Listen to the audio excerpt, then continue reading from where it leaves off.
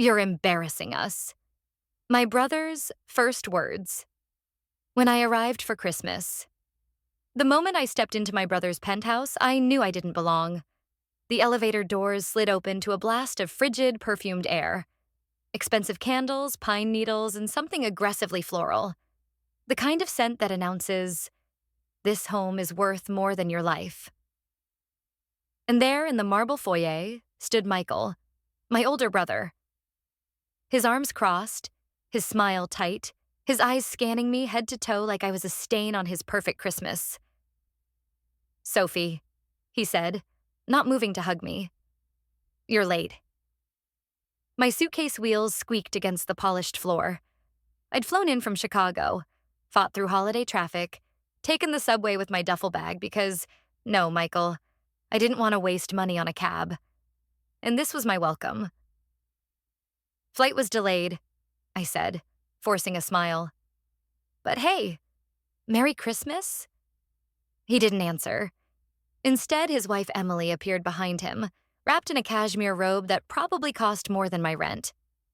Her blonde hair was perfectly curled, her lips glossy, her smile so practiced it looked painted on. "Oh, Sophie," she sighed, like my presence was a mild inconvenience.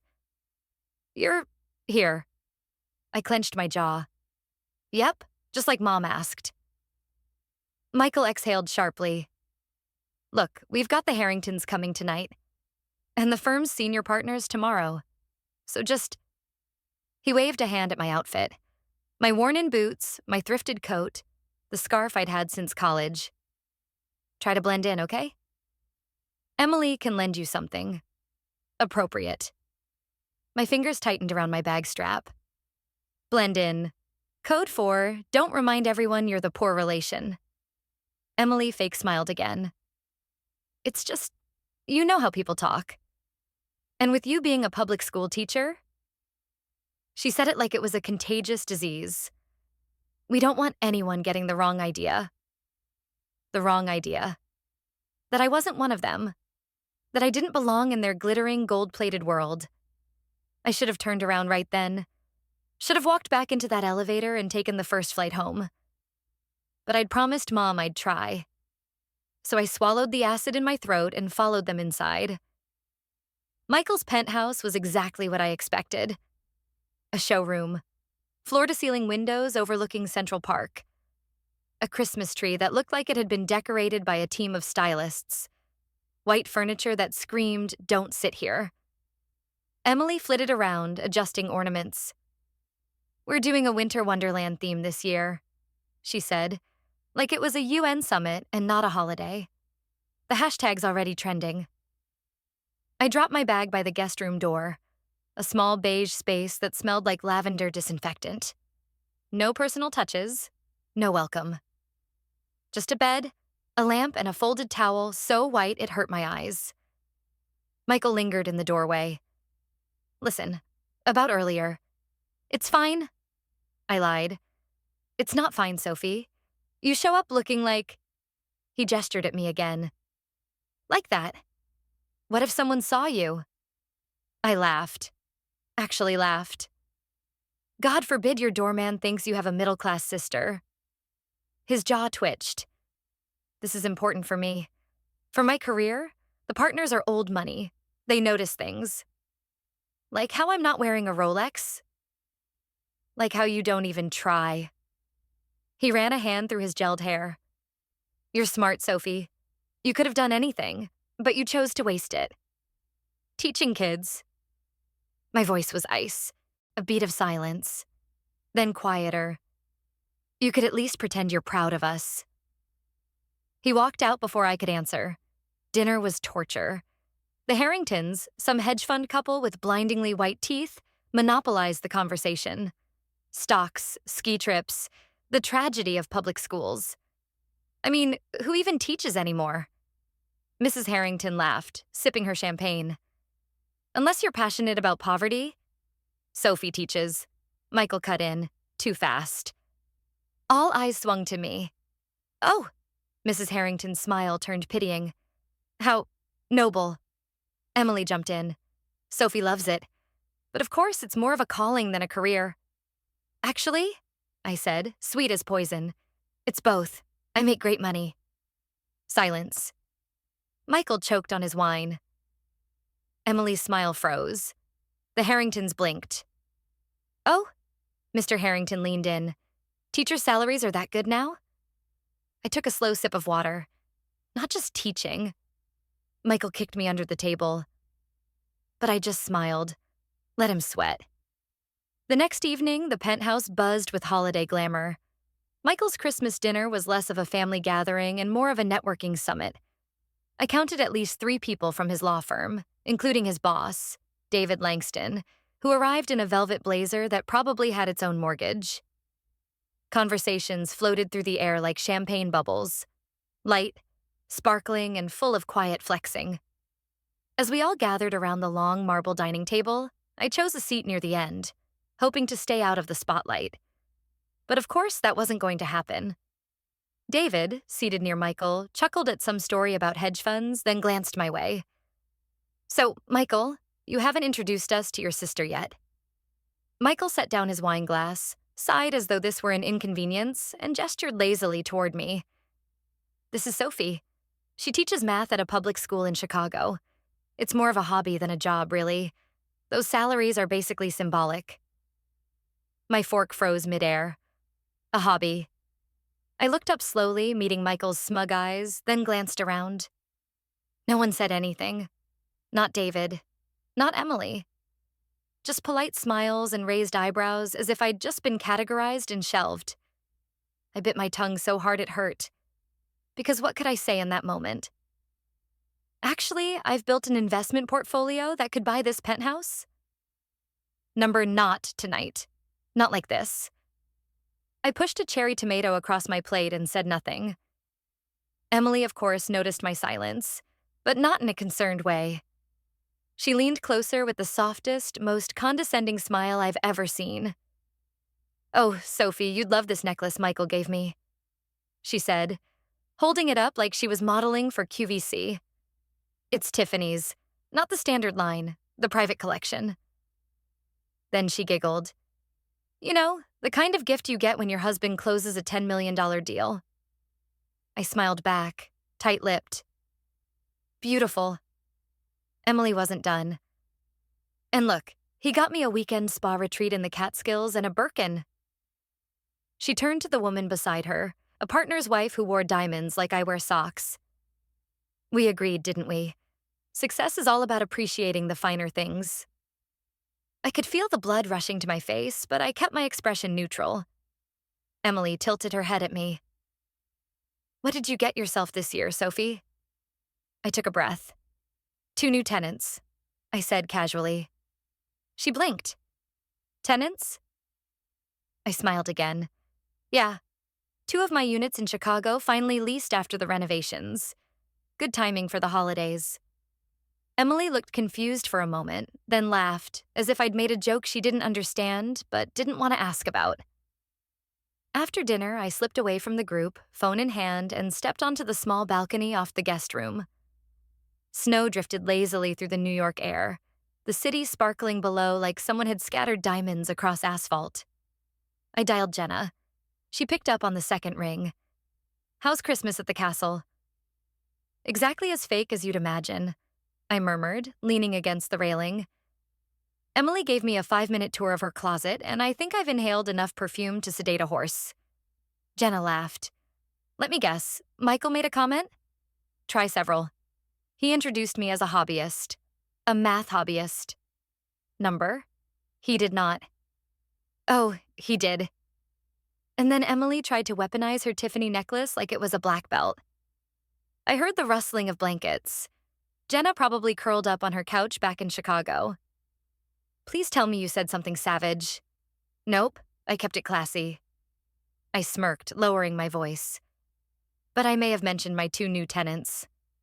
There was a pause. Then, you what? I didn't name the buildings, didn't mention the blog. Just enough to rattle her extensions. Jenna laughed so hard I thought she might drop the phone. God, I love you. They'd die, I whispered. If they knew I owned 2 condos on Lakeshore Drive. They'd flatline, Jenna said. I was quiet for a moment. Watching the city lights flicker, a warm little spark glowed in my chest. Not because I'd one-upped them, but because I didn't need their approval. Not anymore. I used to think I wanted them to see me, I said. Really see me. But now, I'm good being invisible. Let them underestimate me. You're the stealth wealth queen, Jenna said. Keep 'em guessing. I smiled. Merry Christmas, babe. Go get some dessert and pretend you're broke again. I hung up feeling lighter, like I'd cracked the tension just enough to breathe. When I re-entered the living room, Michael was deep in conversation with David about tax shelters and corporate restructuring. He barely looked at me. Good. I sat quietly by the fire, watching Emily laugh too loudly at something a guest said, her eyes flicking to mine every so often, still trying to piece together what I'd meant by units. She'd figure it out eventually. Or not. Either way, I'd already won. Not with words, with silence. Because the thing about power is, you don't always have to announce it. Sometimes the most powerful thing you can do is not correct the people who assume you're small. Let them. You know better.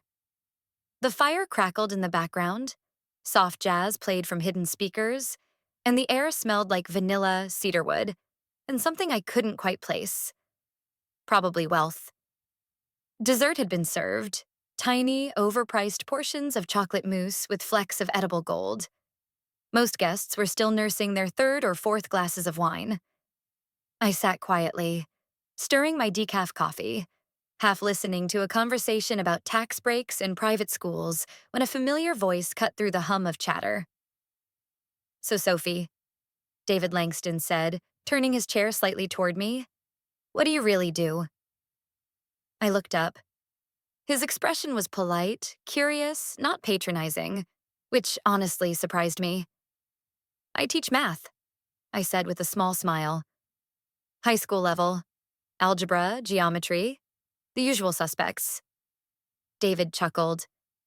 Yes, Michael mentioned that. But you strike me as someone with a few more cards up her sleeve. I blinked. Why would you say that? You've been quiet all evening, he said, eyes twinkling. Not the kind of quiet that fades into the wallpaper. The kind that listens, measures, and waits, makes people curious. And then there was that comment about tenants. I felt Michael shift uncomfortably in his chair across the room. I hesitated for a beat, then shrugged. Well, I also run a blog. For teachers, about financial literacy. Nothing fancy. David narrowed his eyes, thinking, wait, what kind of blog? I glanced around. Michael was watching now. So was Emily, her fork frozen midair. Investment tips, budgeting, smart ways for educators to build passive income. Stuff I wish someone had told me when I started teaching. David leaned forward slightly. What's it called? I hesitated. Emily's eyes were drilling into me. Michael's brows were drawn low. I took a breath. Smart Teacher Investments. David sat back slowly. His face changed, recognition dawning like sunrise. No way, he said, almost to himself. You're that Sophie? I tilted my head. I'm sorry? He reached into his jacket pocket, pulled out his phone, and started tapping. A colleague of mine forwarded your article a few months ago. Why teachers should invest like CEOs. It went viral. Brilliant stuff.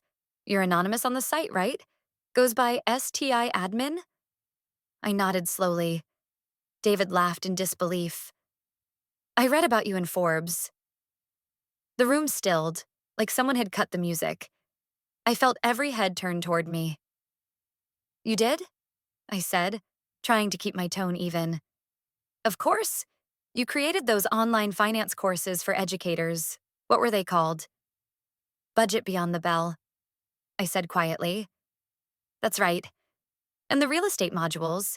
How to leverage teacher-friendly loans into rental properties. That was yours? I nodded. Michael looked like he'd swallowed a marble. Emily opened her mouth, but nothing came out. You made over $2 million in course revenue last year, didn't you? David asked, not unkindly, just amazed. I sipped my coffee. Closer to 3, actually. A gasp from someone. I didn't look to see who. David laughed again. Unbelievable. All this time I thought you were just a teacher. I am just a teacher, I said. I just teach in more ways than one. He beamed. That's genius. And no offense, Michael, but how on earth did your brother never mention this? Michael opened his mouth. I didn't know. Emily's voice finally returned. Wait, you're telling us you're rich? I shrugged. I'm independent. I'm secure. I don't lead with it. Another guest chimed in from across the table. Are your courses still open? My sister teaches in Boston. She'd love something like that. They are, I said, but I try to keep it low-key. It's not about showing off. It's about helping people like me, people who were never taught how money works. David nodded thoughtfully. We could use someone like you, honestly. Ever thought about consulting for firms like ours? We've been trying to connect with the education sector. Michael looked like he might combust. You want her to consult? He said, voice sharper than it needed to be. David turned to him. Michael, she's built a business from scratch, scaled it, created social impact. If that's not impressive, I don't know what is. Michael was pale now. Emily stared at me like she was trying to solve a puzzle with half the pieces missing. And just like that, the dynamic in the room shifted. No longer the poor relation. No longer the afterthought. I could feel it in their eyes. The recalculations. The reevaluations. Sophie, one woman said softly, why haven't you ever shared this with your family? I smiled gently. Because they weren't listening. That was when Michael stood. He didn't say anything, just walked out of the room. Emily followed a second later, muttering something about needing air. David raised his glass to me. Well, Sophie, consider me a fan. And if you're ever in New York again, we should talk. Seriously. I thanked him, politely, modestly. But inside? A war drum was thudding, because for years I let myself shrink in this family. Let them talk over me, diminish me, box me in. And now? Now the box was broken. The walls were down. Let them scramble to process the truth. Let them wonder how they missed it. I'd spent a decade investing in myself while they were investing in appearances. And the returns? Well, they spoke for themselves. The moment the guests started to leave, the temperature in the penthouse shifted, not physically, but emotionally. It was like someone had shut off the social heating. The sparkle, the fake smiles, the curated charm, they all vanished.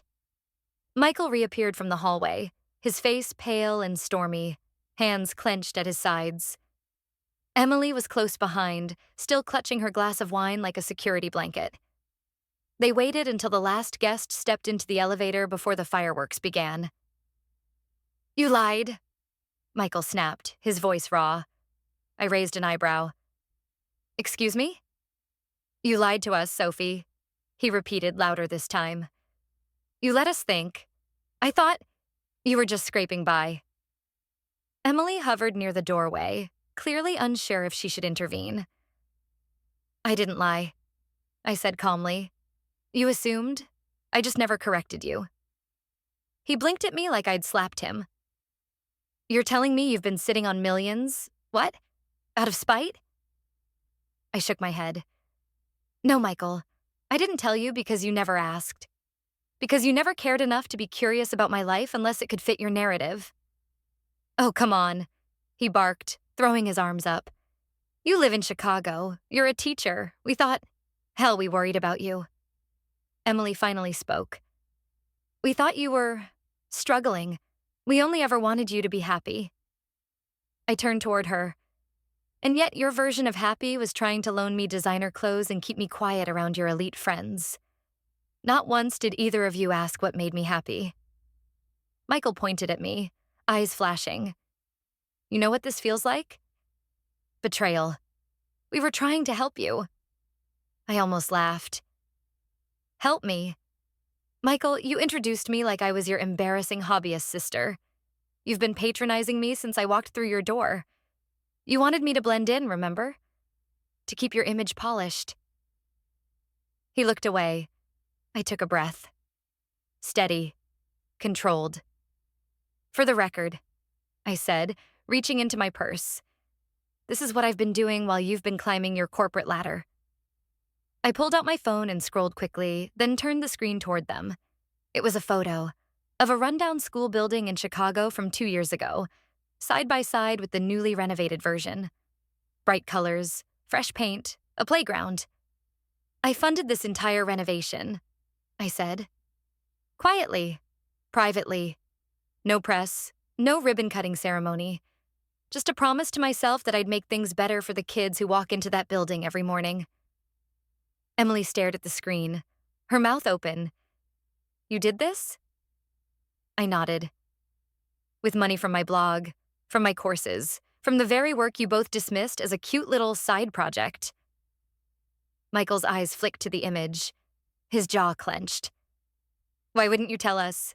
He asked, this time softer. Confused. Almost hurt. I looked at him for a long moment. Because you wouldn't have believed me. Not really. You would have told me to stop dreaming. To stick to safe bets. You've always measured success in titles and bonuses and beachfront properties. He didn't argue. He couldn't. But that's never been my metric, I continued. For me, success is a kid who starts believing they're good at math. It's a teacher emailing me to say they bought their first rental property. It's knowing I don't have to rely on anyone for financial security. That's my version of making it. Emily sat down on the edge of the pristine white couch, hands clasped. We weren't trying to belittle you. We just didn't understand. I know, I said. And I didn't expect you to. But it's not my job to convince anyone that I'm worthy, especially not family. Michael rubbed a hand over his face. It's just, I've worked my whole life to impress people like David. I've sacrificed, God, everything for this career. And tonight, I watched him admire you. I tilted my head. Does it feel strange? To be outshined by the person you've spent your life underestimating? Silence. Emily looked between us, then said carefully, Do you want us to apologize? No, I said. I want you to reflect. Michael sat down heavily. You know what the worst part is? He muttered. You're right. We never really asked. I just assumed I had you figured out. You were the kid sister who chose the safe road, who'd never take risks. I smiled faintly. Funny. I always thought teaching kids and launching an investment business was the biggest risk of all. He stared at me, then let out a hollow laugh. You've changed. No, I said quietly. You just never saw me clearly to begin with. Emily ran a hand through her hair. You're not going to come tomorrow, are you? The brunch? I shook my head. Number, I think I've had enough of curated conversations and champagne politics. She bit her lip. I don't blame you. I stood and reached for my bag. I'll be flying out early, I added. Tell your daughter I left something for her under the tree. Emily stood as well. A present? A book, I said. One I wish someone had given me when I was 12. About financial independence. And learning to value yourself before others try to set your price. Michael looked up. You're leaving just like that? I met his eyes. I stayed for Mom, not for you. And I've said what I needed to say. For a long moment, no one moved. Finally, Michael said almost inaudibly, I'm sorry. I gave him a small nod. Maybe next Christmas, if you still mean it. And with that, I walked down the hall toward the guest room. Not to slam the door, not to cry, but to pack. Because the most liberating thing I'd ever learned was this. You don't owe anyone your brilliance just because they share your blood. And no matter how polished their penthouse or how curated their lives, there's no greater luxury than walking away with your dignity intact. The city was still asleep when I stepped outside. It was barely 5 a.m. The streets hushed beneath a thin dusting of snow. A yellow cab idled at the curb, exhaust curling into the cold morning air like silent sighs. I tightened my scarf, pulling my coat tighter as I wheeled my suitcase down the polished hallway of my brother's building for the last time. At least for now. Before leaving, I slipped quietly into the living room, tiptoeing past the grand Christmas tree that stood like a monument to curated perfection. Beneath it, I placed a small, wrapped package on the corner of the tree skirt. No ribbons, no glitter, just a softcover book with a handwritten note tucked inside. To Lily, may you grow up knowing that you are more than what you wear, what you own, or who approves of you. Love, Aunt Sophie. The book was one I'd found years ago, dog-eared and life-changing. Money Like a Girl, the guide to owning your future. It taught the things most girls are never told. How to budget, invest, and walk away from anything that dims your light. I wished someone had handed it to me when I was 12. I closed the door gently behind me, leaving behind more than just the apartment. Halfway to LaGuardia, my phone buzzed in my coat pocket. I hesitated, then checked the screen. Michael. I stared at his name for a long moment, thumb hovering. I let it ring once more, then picked up. Hello? There was a pause on the other end, just long enough to hear him breathe. I'm sorry, he said finally, voice quieter than I'd ever heard it. I didn't know. I looked out the window. Snowflakes tapped against the glass like curious fingers. The cab driver hummed softly to himself. No, I said calmly. You didn't. Another pause. I never imagined. I thought you were living this small life. I didn't think that I could build something big. I finished for him. Something bigger than your law firm? Bigger than your curated dinner parties and designer Christmas trees? I didn't mean it like that. But that's what you believed, I said. That your version of success was the only one. You wore it like armor, and you assumed that anyone who didn't dress like you, think like you, earn like you, was failing. He exhaled. You're right. I was quiet. I was proud of you, you know, he added. Back in the day, when you got that teaching job, I just thought you were settling. I wasn't settling, I said. I was starting. You never asked me what I was building. You just assumed it wasn't worth noticing. Another pause. Do you think, he asked softly, we can fix this? I didn't answer right away. I don't know, I said honestly. That depends on whether you're willing to change how you see the world, how you see me. He let out a slow breath. I want to try. I nodded to myself, then looked down at the boarding pass in my lap. I'm not ready to come back, I said. Not yet. Maybe not next year either. I understand. But if I do, I want to walk into that home knowing I'm being seen. Not judged, not dressed up like a prop. Just seen. You have my word, he said. I'll do better. Good, I said softly. Then maybe we have a shot. By the time I reached the terminal, the sky had begun to glow. Soft pinks and winter gold spilling across the horizon. People bustled around me, dragging suitcases, holding coffee, ushering sleepy kids along as carols played faintly over the intercom. I found a quiet seat by the window and pulled out my phone. I scrolled past the holiday selfies, the filtered parties, the endless engagement announcements, and opened a private album titled Classroom Wins. There they were, my real people. A fifth grader holding up his first A+ on a math quiz, grinning like he'd won the lottery. A shy student who used to cry during fractions now explaining them to classmates. A photo of my desk covered in sticky notes. You're the best teacher ever. Thanks for teaching me about money. I opened my first savings account. My heart swelled. This was my wealth. Not just in numbers or properties or blog traffic, but in impact. In showing up for people who didn't expect me to, and helping them believe in themselves the way no one ever taught me to believe in me. As the gate attendant called for boarding, I stood slowly, slipping the phone back into my coat pocket. Just before I boarded, another text came through. From Emily. Thank you for the book. Lily's already reading it. And I'm thinking a lot.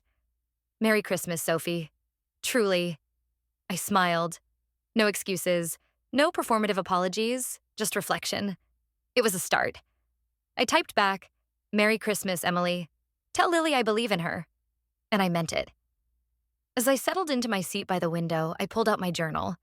I wrote one sentence across the page. The best gift I gave myself this Christmas was permission. Permission to show up as I am.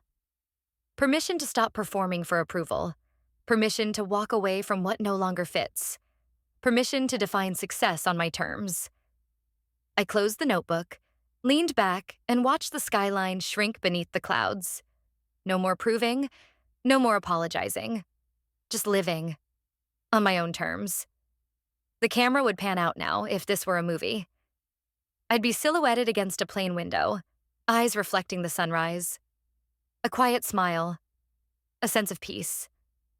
And maybe, just maybe, hope.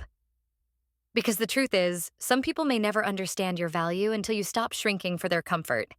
But once you stop, you start soaring. And that is the best Christmas gift of all.